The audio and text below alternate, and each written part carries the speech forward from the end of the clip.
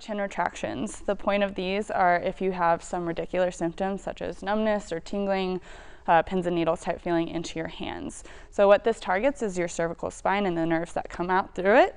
So we're going to go walk Dr. Goodman through this.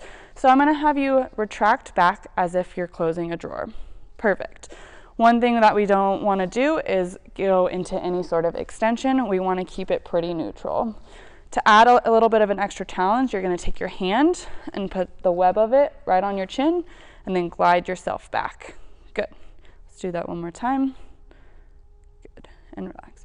So yeah, the good thing about this is to really minimize those radicular symptoms, and you want to do this about 10 times every hour that you think of it.